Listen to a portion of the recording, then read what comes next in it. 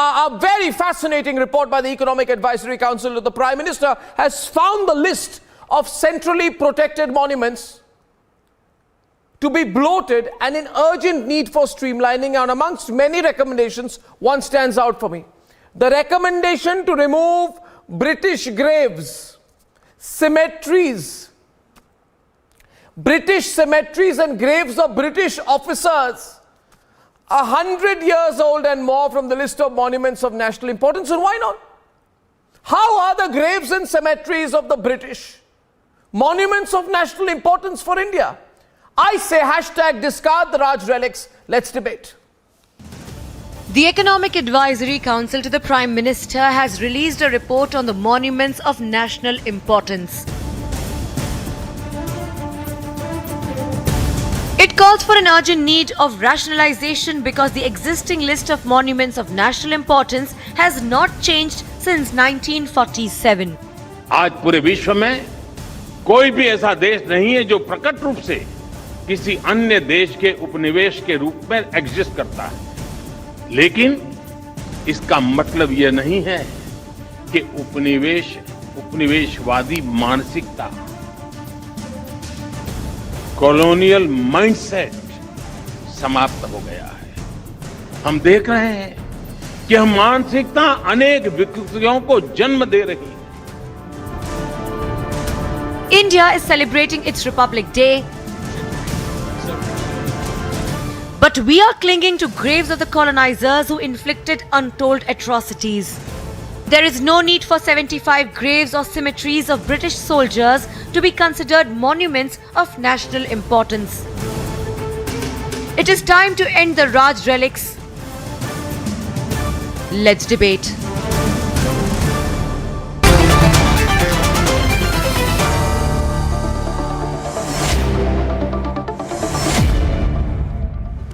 I'll quickly go to everyone who on the other side tonight. Rahul Singh, how are British graves and cemeteries of the British monuments of national importance? What is important and what is so monumental about the importance of British graves and British cemeteries? I'm just curious, what do you think? I think they should be done away with. No, Volume? Yes, please. This is part of history. What do you mean? What do you mean by monuments? What do you mean by monuments? I am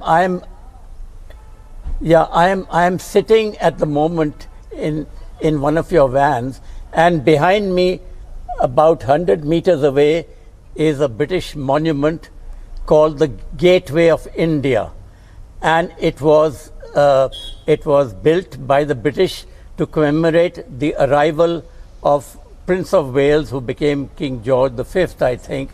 Should that be removed? And in front of me is 100 meters away is a statue of Bal Thackeray. That's also part of history.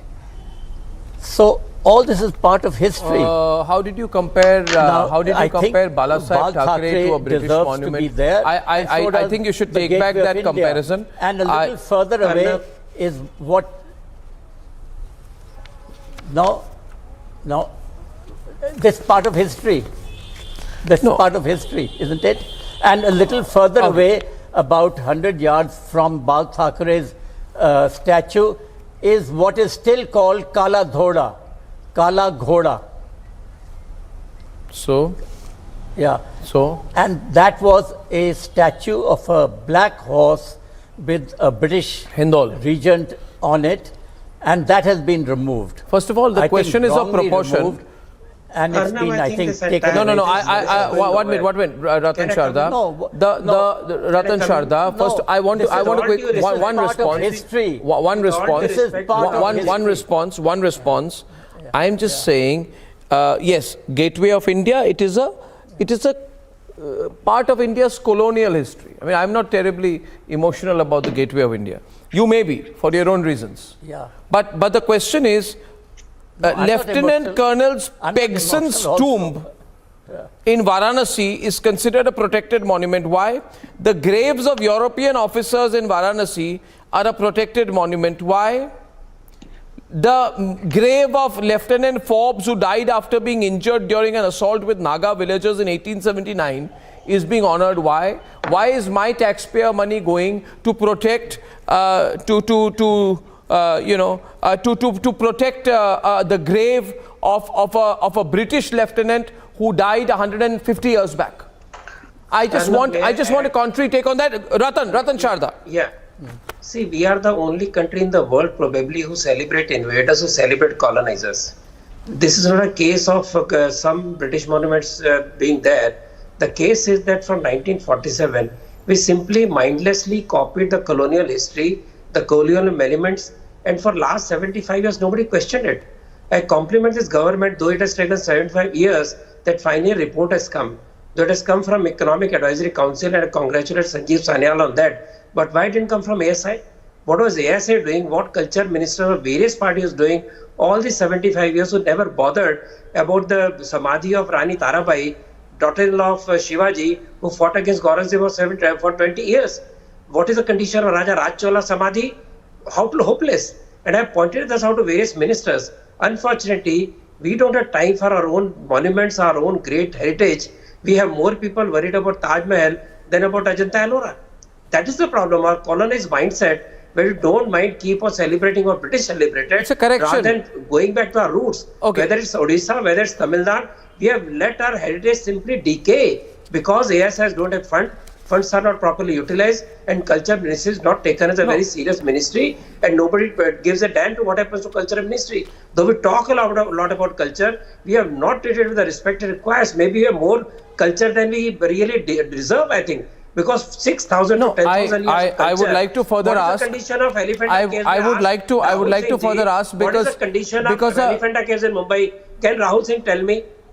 He is very gung-ho about the Gateway of India. Does he know the condition of Elephanta caves? Why it is such a bad state? Why there was no power for decades Okay, there? so what is the condition of Canary caves? What is the condition of Mahakali caves? There are caves in Jogeshwari which are covered by slums, and BMC says we can't remove them there for long years. No, and this is what respect we pay to our own monument. Ratan Sharda, let me give a view on this. 2020, in the winter of 2020, Hindol, I traveled to Varanasi. At that point of time, the construction of the new complex of the Kashi Vishwanath temple was going on, and I was horrified to see and to learn. And when I went around, I saw that many of the oldest Hindu temples had been constructed over by private buildings.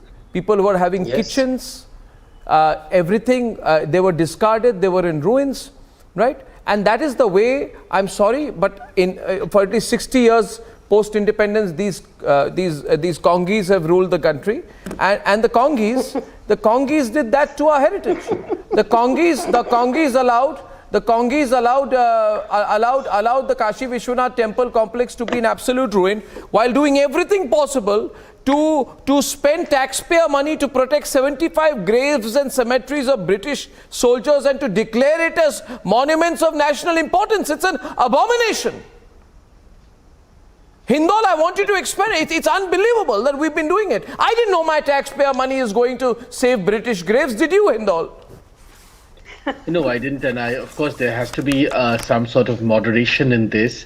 I am not a believer in, of course, neglecting or destroying any historical monument, but what we consider valuable, because India is blessed with so much history, what we consider valuable must have some rationality. I agree with Ratan Sharda that there's a fundamental problem here, Arnab, and that fundamental problem is that even though we like to talk about culture and history so much in our country and shout and scream about it all the time, sadly, many people who run things like the culture ministry or run many of the sort of cultural endeavors have value or know very little about culture or history. And that's why, as Ratan Sharda correctly pointed out, the culture ministry in a country like India abominably is treated as a lightweight ministry, and the culture minister is treated as a lightweight minister. What a shame this is. Therefore, it is true that, as Sanjeev Sanyal has pointed out in his elaborate paper, there has to be a rationale about what we consider to be, what are the monuments that are to be considered of national importance. On the point about all these Hindu temples being neglected, That, of course, is true across this wide, vast country.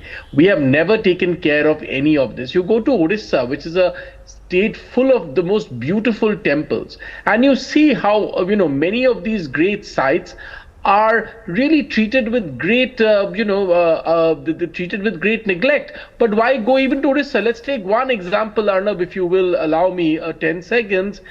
Look at Hampi, right? For the longest time, any other country which would have a site like Hampi would make it one of the most glorious sites in the world. What did India do with Hampi for the longest time? There wasn't even, and I know this from personal experience, there wasn't even proper living quarters in Hampi if you went there, apart from a couple of hippie joints. It's a tragedy. Hampi, which is one of the greatest archaeological sites in the country, in India, one of the greatest in the world, really became a dump for hippies to gather. I mean, this is how we treat some of our greatest sites of history. So this is an abomination. We should be ashamed. Is it a reflection? Is it a reflection of a bigger bias, Subir Bhomik? More directly, Subir and Sandeep Ghosh do come in. It was pointed out in this report that 109 Kos Minars. Now, Kos Minars viewers are pretty plain-looking brick and lime mortar columns. They acted as milestones on Mughal highways. 109 of them have been treated as monuments of national importance. I'm not saying they have no historical significance, don't get me wrong. But monuments of national importance, really? In fact, 49 out of Haryana's 91 monuments of national importance are Kos Minars, which means 53% of the monuments of national importance in Haryana are Kos Minars. This is a bit lopsided, it seems to me, Subirda, right? How does it sound to you? Well, yes, Arnab, wait a minute. Let me first say that I entirely agree with Ratan Sharda on this issue, and also with the suggestions made that there is no point wasting Indian taxpayers' money on protecting graves of some of the British officers who died either suppressing some kind of Indian mutiny and, or for some other strange reason, some kind of disease which they, might have picked up while in India doing funny things. I will just bring one important point here. How you treat culture, the point that my previous speaker was raising. Bodh Gaya, where Buddha attained enlightenment, and then Vaishali and a couple of these other places which we think of making into a Buddhist circuit.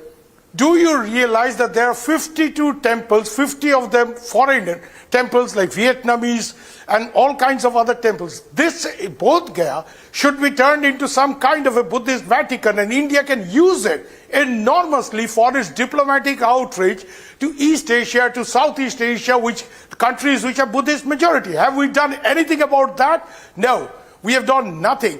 Here is a classic case where culture can be used for diplomacy, for India's soft power enhancement, soft power projection. And what have we done? We have allowed Bodh Gaya to be another town of Bihar with all its problems, even poor sanitation. I was recently there, and I was shocked that when the Dalai Lama was visiting there in December, there were thousands and thousands of tourists coming from Korea, from Japan, from all over the Southeast Asian region, and no national television channel was doing anything to cover it. Now here, please hear me out.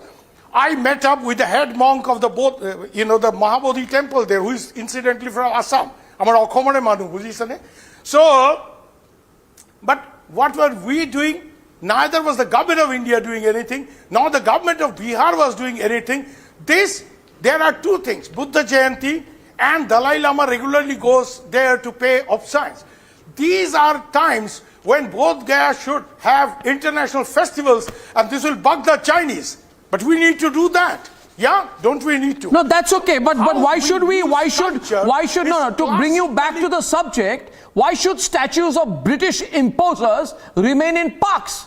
I say let those statues decay. I'm not saying take a hammer and break them, but I'm saying let the statue of Queen Victoria decay. Let the statue of King Edward the seventh, decompose on its own. Let the statue of Lord Mark Robin. Why should it be repaired at my cost? Why should I not let them just go to seed? My point is, If you only want to speak, you speak here. No, but I am giving a counter view. I am not disagreeing with you. Please listen to me. I am not disagreeing. What I am saying is the importance we pay to culture, or the lack of importance we pay to culture, and I agree with my former speaker who says culture is a small-time ministry.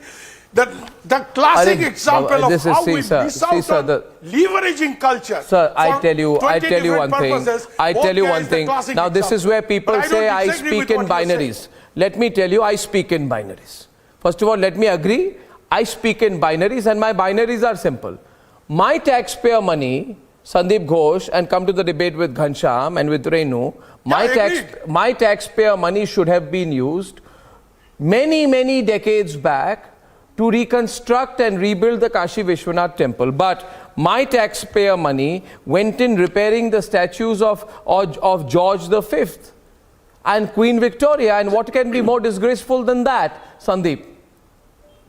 First of all, Arnab, with due respect, I would like to differ with everyone with one point. When you say that cultural ministry or culture was regarded as something minor earlier, it's to the contrary. People, earlier regimes, they thought they were really the custodians or purveyor of what is culture in India. They understood, in fact, one of the biggest point, they think that the current regime is uncultured. They don't understand culture at all, and we understood culture. And what is their definition of culture? Their culture was the colonial past. You bring it forward, you celebrate your invaders, and then post-independence, you celebrate very selectively a few people. Now, this is now a larger correction which the present government is doing in questioning our history, questioning the way we have been treating our past. Is not to say one set of people are not important, but there are lots of more people who were equally important or more important who have not been honored. And I was so moved this morning to see our war memorial where when the Prime Minister went to pay his homage. How many years did it take for us to really honor our martyrs? And I think that is the correction which is taking place, as you are saying, that there is a distinction between what is national, what we want to preserve as our heritage, and everything doesn't have to be Hindu or anything. You don't have to really get into the religious, apply the religious lens on it. Various things, how our country has evolved is through a whole different gamut. So preserve what has happened, like the Hollowell Monument in Calcutta. Okay, that's the British history, but that's very much integral part of what the Britishers did here. So if the Hollowell Monument is preserved, may I come in? But there are other things. If you're not neglecting. Today, Arnab, I'll just end in half a minute. So many, the generations of Bengalis who are, let's say, our children. You talk to them about any of the Bengali revolutionaries, they wouldn't have any idea. They'd see some roads named after them, but they have no clue as to who were these people. And that is what we have to bring back to our next generation. Yeah, but while we do that, the problem is while these corrections are made, Ghanshyam, a certain lobby, Ghanshyam and Renu, will want to see this as, rewriting of history. It's a correction of history, Ghanshyam. It's a correction of history. Good evening to you, the viewers and fellow co-panelists, and a very happy Republic Day to every one of the viewer and everyone here. I think it's a good suggestion made by the Economic Advisory Council to the Prime Minister, and such processes should be done continuously as the nation redefines oneself and looks into the future rather than stay back with the hangover of the past. The hangover of the past could be studied in history, and it can guide pathways to future. And to that extent, our educational institutions must reflect honest debate on history based on facts rather than propaganda. So I think any such corrections ideally should have come from the historians of the country and the universities of the country rather than the Prime Minister's Economic Advisory Council, whose primary job, I believe, is to look at why jobs are not getting created, how to fight inflation. How India could live up to the promises or jumlas put out by the Prime May I Minister. please come in, I Arnab? believe those are important topics for Prime Minister Economic Advisory Council. We have large number This of can't be a colleges, monologue by universities, Ghanshyam. large history departments, and I believe Yeah, that but that's the our point. history professors May I should come please come together in? and No, but present that's a good point. No, that's a good point. Sanjeev, Sanjeev, that's a good point actually. That's a good. No, that's a good point, Ghanshyam. I just wanted to ask you here. You see, Sanju, I wonder, though Sanjeev is very much a historian and a good historian, a popular historian. I wonder why a member of the Economic Advisory Council, along with the chief of the Economic Advisory Council, has to suggest whether British graves should stay or go. Arnab, I didn't get that. First and foremost, this is a very interesting debate. Happy Republic Day to all your panelists and to your audience. I think I will, take off from where Sandeep Ghosh left. He made some interesting points. The Modi government, I think, in right earnest, has been trying to eradicate colonial vestiges. Need I say, one of the biggest arguments in that favor is that in the next few days, you will see the new Parliament building. Don't forget that the old Parliament building, the foundation stone was laid way back on the 12th of February 1921, designed by Herbert Baker and Edwin Lutyens. So the de-Lutyinization of the Parliament building is symbolic in more ways than one. It started with the Prime Minister renaming 7 Racecourse Road to Lok Kalyan Marg in 2016. Then from financial year 2017-18, we did away with the colonial practice of having a railway budget and a union budget. We decided to merge the two. In the last 12 months alone, we took 3 historic decisions, which I will say are a huge proof of decolonization of our mindset. We decided to do away with Henry Francis Lyte's Abide With Me, and we replaced it with Air Mere Watan Ke Logo in Beating the Retreat. We said that the indigenous INS Vikrant will have Chhatrapati Shivaji Maharaj's insignia and not the cross of George V. We decided, recently, and we did it with a lot of aplomb and fanfare, a 28-foot statue of Netaji Bose. Then can you also allow the statues of... India Gate. Can you also allow the statues of King George V and the statues of Queen Victoria to go through the natural erosion and disintegration process? Because it is really shocking. I'll just finish in 20 seconds, No, but please. it is really... I think the biggest step, I will just respond to what Ghanshyam said. Because, Ghanshyam brought in this political angle of Jumla Bazi, etc. This is the same opposition which had a problem, despite the Supreme Court giving a go-ahead to the Central Vista project, which I think decolonizes, a lot of colonial vestiges. This is the same opposition which had a problem when the Modi government eradicated 1,500 archaic British era laws. This is the same opposition which had a problem when Dharmendra Pradhan... But that's... Sanju, so that I get everyone in, please, 1 minute. Sanju, we are on a bigger theme and I'm not really at war. I'm just saying, Renu, graves of hundreds of British citizens and foreigners who played a role in suppressing and trying to fight back the great freedom fighters of 1857, that we today, 75 years, 76 years after independence, we are paying for the upkeep of the graves of those people. I mean, the Vadra Gandhi family has its affection for the British, without whom they would have never come to prominence. But still... are all part. But still, did you know this? All part of a nation's consciousness. So what happens? No, listen. If you have asked a question and if you are allowing me to speak, then do give me a few minutes. So the point is that you are desecrating, or you are wanting to remove everything that remains of India's past. Now the previous British are not part of my past, which needs to be protected and spent money to. That's part of the process. There can be a rationalization on this, but why should the Economic Advisory Council take this issue up? And secondly, when we are talking about changing laws related to the colonization period, there is a huge amount of funds which are given by the government to update and to keep monuments and all. Now, if the concerned here's a point. I actually want it's a separate story. I want taking a conscious decision. Yes, so I find it shocking. We have a country which is part of this country's past. I'll give you. You know, it smacks of a mindset where you have not been a part of it, so you want to change Look at the bigger picture. Now, this government is decolonizing our mindset, decolonizing the mindset of people like you, instead of keeping it and preserving it and looking after it, like they do in the rest of the world, has made where a wise people recommendation. and governments take a lot of trouble to maintain their national monuments and heritage.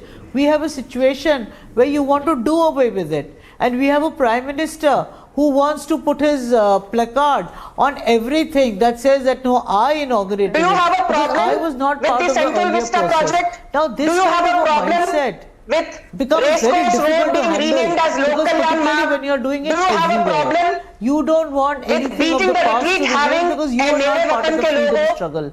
Okay, You should part of no disrespect to the dead, no disrespect to the dead, but no disrespect to the dead. But here's a question. Here's a question. Here's a question. Here's a question to you.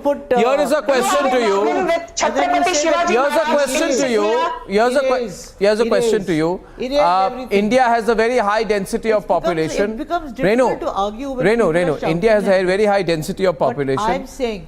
Renu, 1 minute. Rahul, we have a very high density of population. What if we were to say hundreds of acres and thousands of acres and tens of thousands of acres of land where we are spending money, land which we are not using, in which there are 150-year-old cemeteries of British officers sent by the colonizers who died here in different range of circumstances, including trying to suppress our freedom struggle. Why should I not bulldoze those cemeteries, for example? Rahul and Hindol, straightforward suggestion here. Absolutely.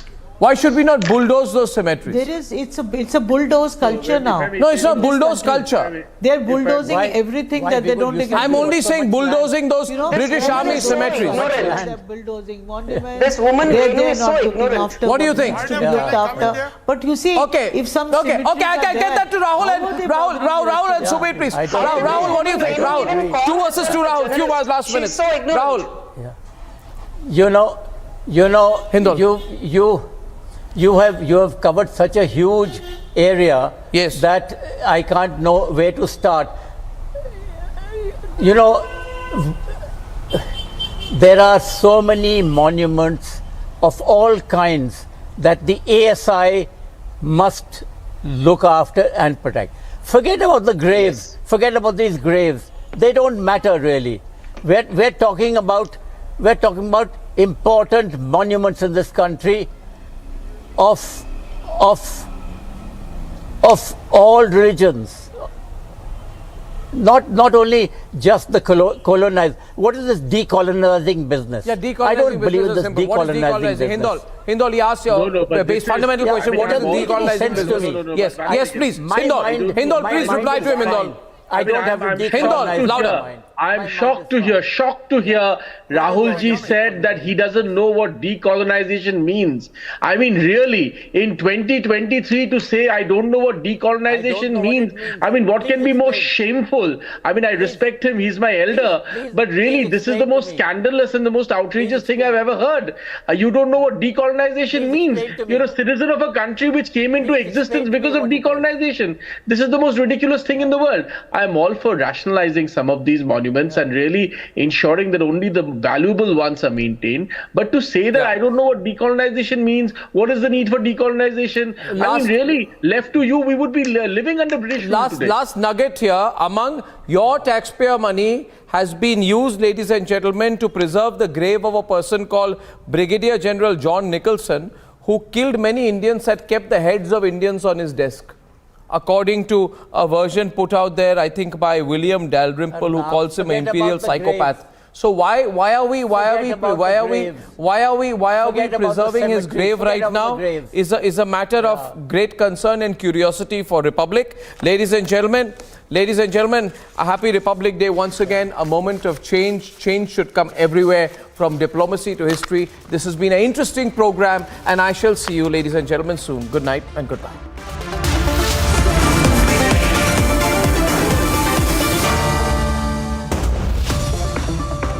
Amity faculty have filed over 1700 patents.